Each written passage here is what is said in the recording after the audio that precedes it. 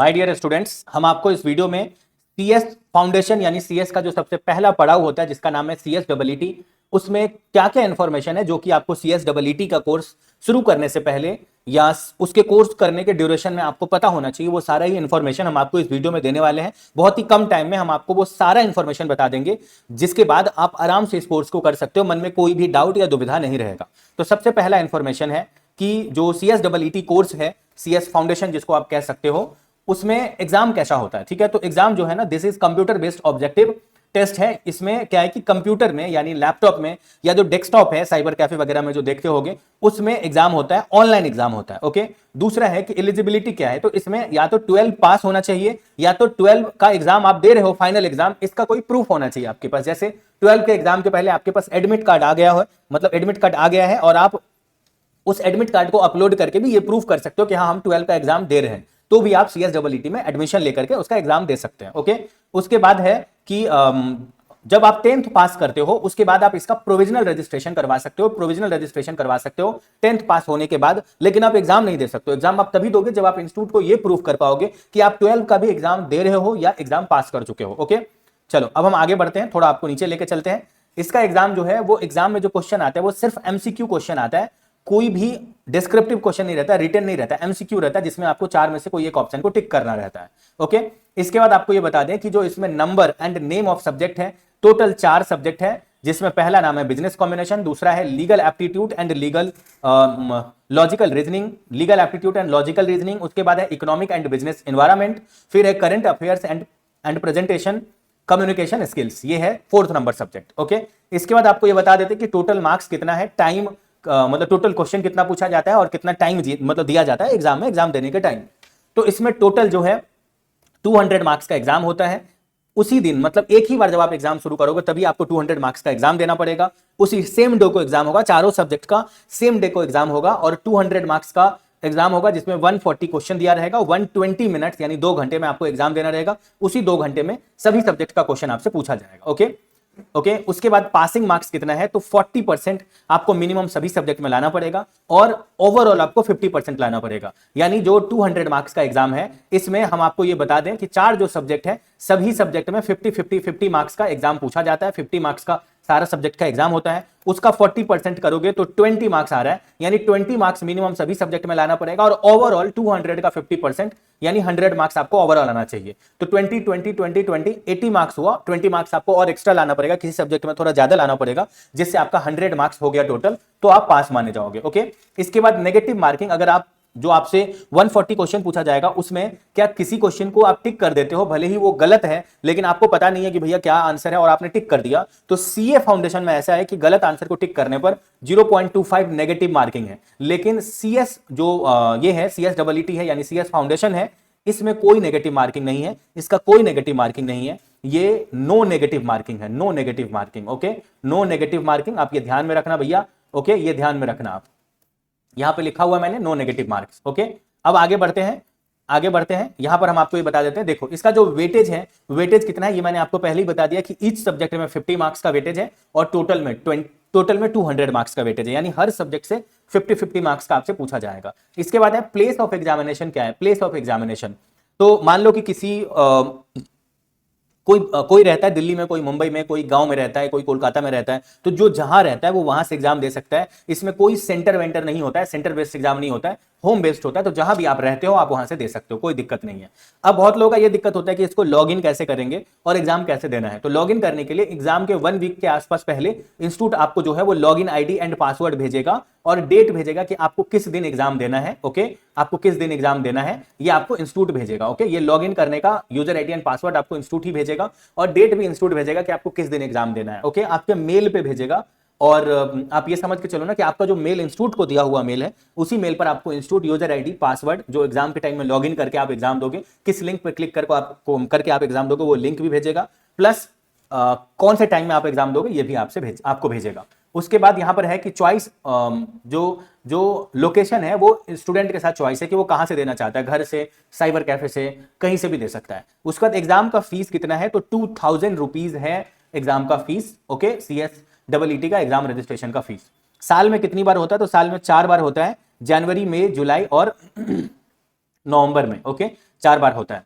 तो हर एग्जाम के 15 दिन पहले, जैसे जनवरी में जो होता है उससे ठीक 15 दिन पहले आपको जो है उसका रजिस्ट्रेशन करवा लेना पड़ेगा, तब आप जनवरी में एग्जाम दे सकते हो। जैसे जनवरी के 15 दिन पहले होता है 15 दिसंबर, जो मार्च में एग्जाम, जो आपका मई में एग्जाम होगा उसके 15 दिन पहले होता है 15 अप्रैल, और जो जुलाई में होगा उसके 15 डेज पहले होता है 15 जून, और जो आपका नवंबर में होगा उसके 15 डेज पहले होता है 15 अक्टूबर। ओके, तो ये 15 दिन पहले आपको जो है वो फॉर्म भर देना पड़ेगा, एग्जाम का रजिस्ट्रेशन करवा लेना पड़ेगा, तभी आप एग्जाम दे सकते हो।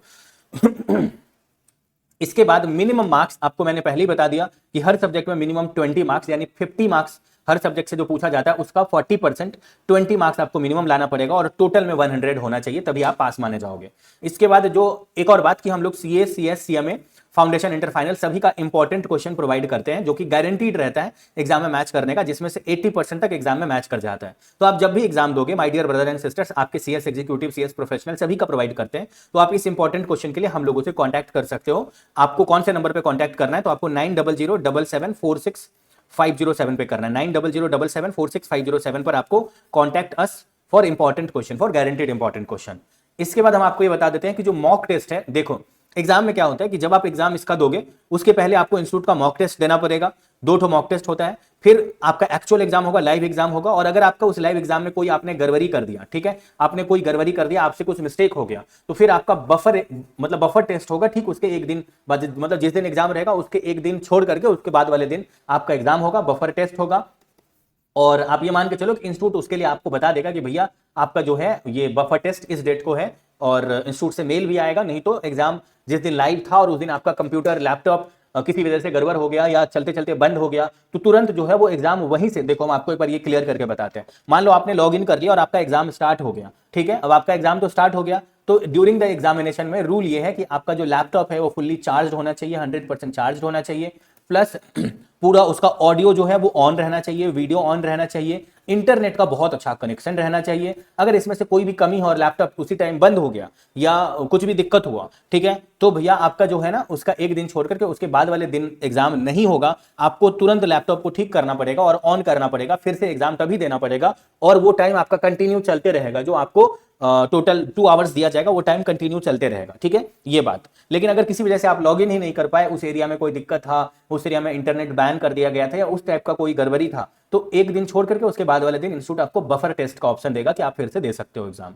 इसके बाद अगर ड्यूरिंग द एग्जामिनेशन में आपको कुछ गड़बड़ी होता है मॉक टेस्ट देने के टाइम में या लाइव टेस्ट देने के टाइम में या बफर टेस्ट देने के टाइम में, तो आप जो है वो इंस्टीट्यूट को इस नंबर पर कॉल करके इंस्टीट्यूट को बता सकते हो, इंस्टीट्यूट को, आईसीएसआई को, ठीक है, आईसीएसआई को आप कॉल करके ये बता सकते हो कि भैया ये मेरा गड़बड़ है, आप इसको थोड़ा सुनिए। ओके, उसके बाद हम आपको ये बता देते हैं कि एग्जाम के टाइम में आपको क्या क्या नहीं करना है। तो ड्यूरिंग द एग्जामिनेशन में आपको क्वेश्चन को जोर से नहीं रीड करना है। ऐसा हो सकता है कि कोई रूम में सुन रहा है और सामने फोन से उसको सर्च करके आपको दिखा रहा है, तो रूम में पहला बात कोई होना नहीं चाहिए। आपको क्वेश्चन जोर से नहीं रीड करना है, आपको कोई हेडफोन यूज नहीं करना है, आपको कोई फोन से फोटो नहीं लेना है उस स्क्रीन का, लैपटॉप के स्क्रीन का, आपको कैलकुलेटर वगैरह यूज नहीं करना है, आपको स्मार्ट वॉच, ब्लूटूथ ये सब यूज नहीं करना है। कोई ब्रेक, जो 2 आवर्स है ना, उस 2 आवर के बीच में आप वॉशरूम वगैरह नहीं जा सकते, कोई ब्रेक नहीं है।